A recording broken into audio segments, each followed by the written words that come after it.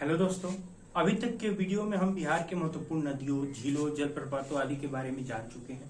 आज के इस वीडियो में हम जानेंगे कि बिहार के मृदा की क्या क्या विशेषताएं हैं तथा बिहार में किस किस प्रकार की मृदा पाई जाती है। तो सबसे पहले हम ये देखते हैं मृदा।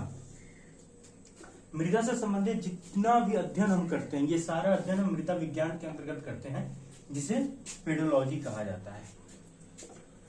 मृदा का निर्माण अगर हम देखें तो मृदा क्या होता है, तो मृदा खनिज पदार्थों, कार्बनिक तथा अकार्बनिक, जल, असंख्य सूक्ष्म जीव, मोटे, मध्यम तथा बारीक कणों का जटिल मिश्रण होता है, जो कि पृथ्वी के सबसे ऊपरी सतह पर पाया जाता है। कहाँ पाया जाता है? पृथ्वी की सबसे ऊपरी सतह पर पाया जाता है। इसके निर्माण में हम देखते हैं कि जो मुख्य रूप से कारक हैं वो वर्षा, तापमान, आर्द्रता आदि विशेष भूमिका निभाते हैं, जिसके कारण चट्टानों का विघटन होता है, अपघटन होता है और मृदा का निर्माण होता है। मृदा एक बहुमूल्य प्राकृतिक संसाधन है।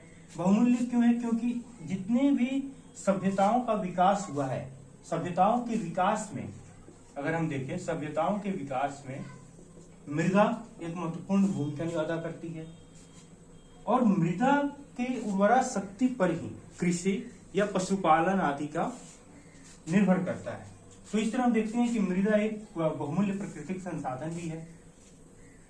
वर्तमान समय में पूरे विश्व में मृदा संरक्षण को लेकर के काफी आवाजें उठाई जा रही हैं और ये काफी जरूरी भी है कि हम अपने आने वाली पीढ़ी को एक स्वच्छ और सुंदर मृदा सौंपे। हम देखते हैं बिहार में मृदा के संबंध में, तो बिहार में 3 प्रकार की मृदा पाई जाती है। उत्तरी बिहार की मृदा, दक्षिणी बिहार की मृदा तथा दक्षिणी पठार की मृदा। अब अगर उत्तरी बिहार की मृदा को हम देखें तो उत्तरी बिहार में हमें केवल 4 प्रकार की मृदा पाई जाती है। उत्तरी बिहार में वो कौन कौन सी? दलदली या पर्वतपादीय मृदा, तराई मृदा, पुरानी जलोढ़ मृदा, नवीन जलोढ़, पुरानी जलोढ़ जिसे बांगर मृदा कहा जाता है, नवीन जलोढ़ जिसे खादर मृदा कहा जाता है। दक्षिणी बिहार में हम देखें तो दक्षिणी बिहार में भी 4 प्रकार की मृदा हमें देखने को मिलती है। वो कौन कौन सी हैं? तो सबसे पहले तो टाल मृदा, करैल केवाल मृदा, कगारी मृदा तथा बलथर मृदा। एक और दक्षिणी पठार की जो मृदा है वो लाल बलुई मृदा है, जो कि कैमूर और रोहतास के क्षेत्र में पाई जाती है। तो इस प्रकार हम देखते हैं कि बिहार में मृदा को पढ़ने से पहले हम बिहार की पूरी मृदा को 3 पार्ट में बांटकर उसका अध्ययन करते हैं। तो 3 पार्ट में बांटने के बाद एक तो हो गया उत्तरी बिहार की मृदा, दूसरी दक्षिणी बिहार की मृदा, फिर दक्षिणी पठार की मृदा।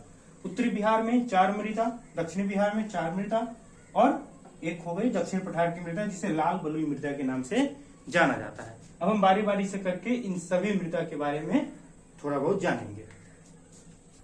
अब हम सबसे पहले देखते हैं कि उत्तरी बिहार में जो 4 प्रकार की मृदा पाई जाती है, उन सभी मृदा के बारे में अब हम देख लेते हैं।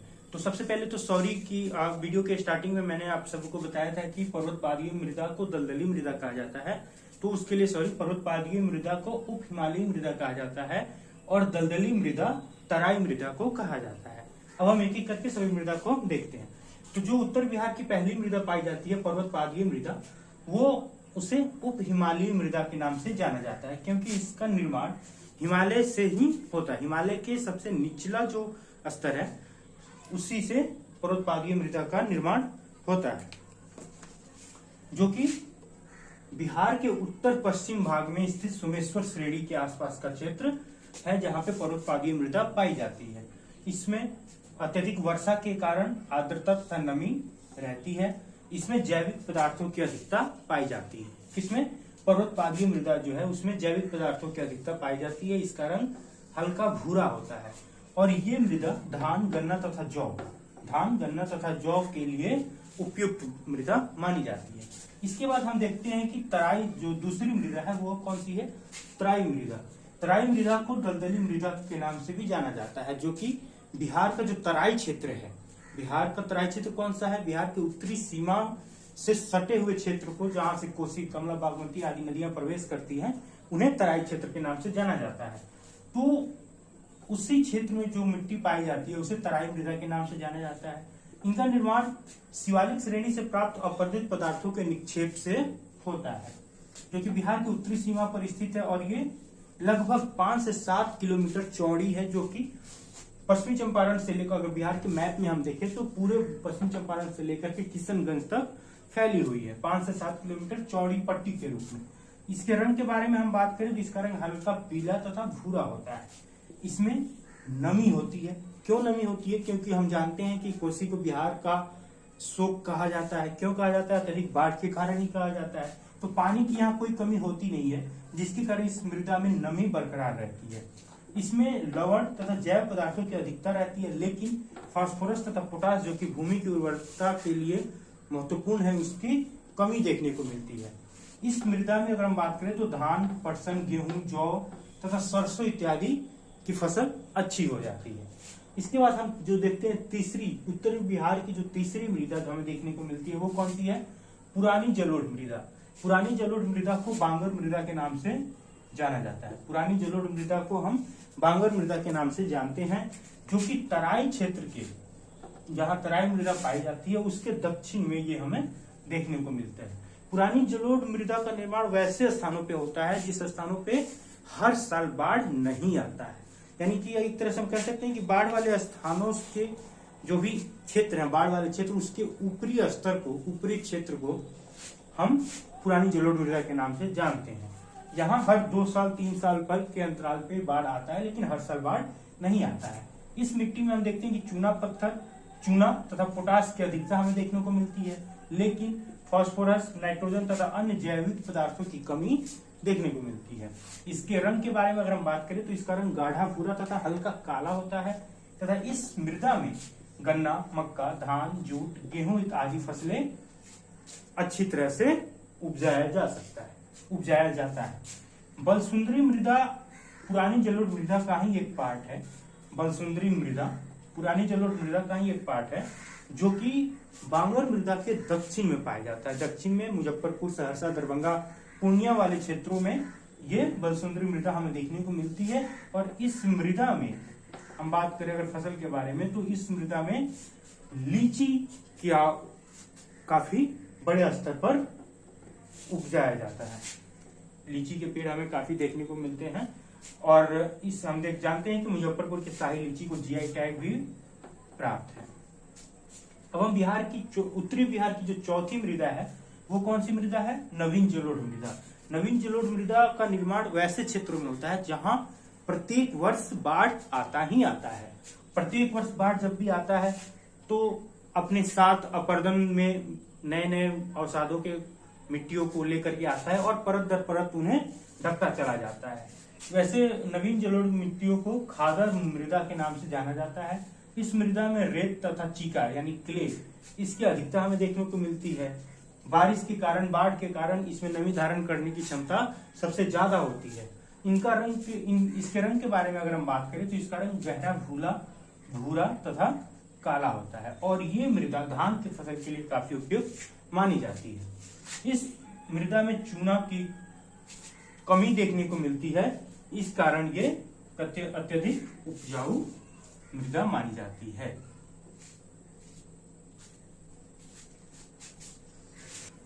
दक्षिणी बिहार की मृदा के बारे में अगर हम बात करें तो दक्षिणी बिहार में भी 4 प्रकार की मृदा हमें देखने को मिलती है। वो कौन कौन सी मृदा है? पहली है टाल मृदा, फिर कगारी मृदा, करैल केवाल मृदा तथा बलथर मृदा। अभी हम इन चारों मृदा के बारे में जानते हैं। तो जो टाल मृदा है, टाल मृदा दक्षिणी बिहार के टाल क्षेत्र में पाया जाता है। टाल क्षेत्र वैसा क्षेत्र होता है जहां पे ये निम्न क्षेत्र होता है जहां पे पानी जमा हुआ रहता है सालों भर। तो ये हमें गंगा नदी के दक्षिणी किनारे पे हमें देखने को मिलता है। तो टाल मृदा जो है उन्हीं क्षेत्रों में पाया जाता है। ये बक्सर से लेकर भागलपुर तक अगर हम देखें, पश्चिम से पूरब की तरफ अगर हम देखें तो 8 से 10 किलोमीटर की एक चौड़ी पट्टी के रूप में हमें देखने को मिलती है। कौन सी? टाल मृदा। ये जैसे जैसे पश्चिम से पूरब की तरफ बढ़ते जाती है, इसकी चौड़ाई कम होती जाती है। ये निम्न भूमि क्षेत्र होता है जहाँ पे पानी क्या होता है? पानी जमा रहता है। ठीक है। अब इसके बाद हम देखते हैं कि कौन सी मृदा है? कगारी मृदा है। कगारी मृदा दक्षिणी बिहार की जितनी भी नदियां हैं, जितनी भी महत्वपूर्ण नदियां हैं, जैसे सोन नदी, क्यूल नदी, पुनपुन नदी, इन सभी नदियों के दोनों किनारों पर यानी दोनों कगार पे हमें देखने को मिलती है कगारी मृदा। इसमें चूना की अधिकता रहती है।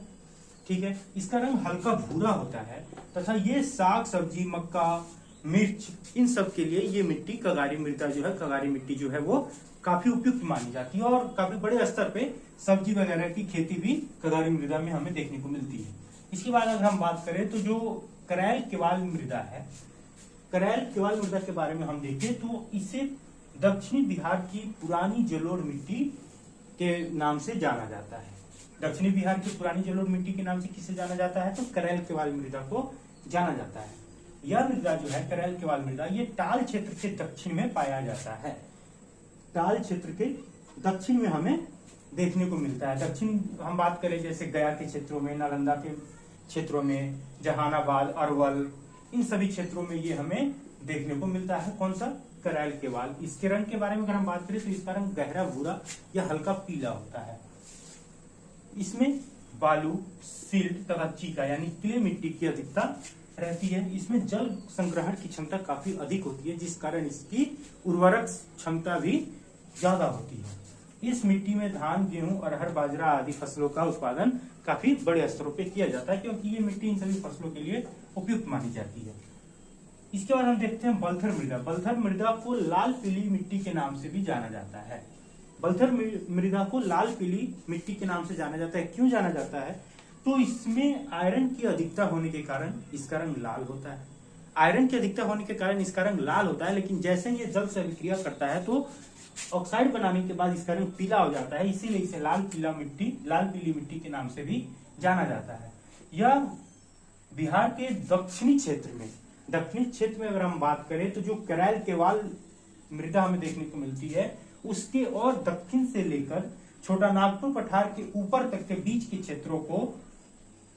क्षेत्रों में बलथर मृदा हमें देखने को मिलती है, जो कि 8 से 14-15 किलोमीटर चौड़ी एक पट्टी होती है, जो पूरब से पश्चिम की ओर हमें देखने को मिलती है। ये कैमूर की पहाड़ी से लेकर, कैमूर की पहाड़ी पश्चिमी सीमा पर स्थित है बिहार के, तो बिहार के पश्चिमी सीमा पर स्थित कैमूर की पहाड़ियों से लेकर ये पूर्वी सीमा के राजमहल की पहाड़ियों तक फैली हुई है। इस मृदा में रेत तथा कंकड़ की मात्रा काफी अधिक होती है।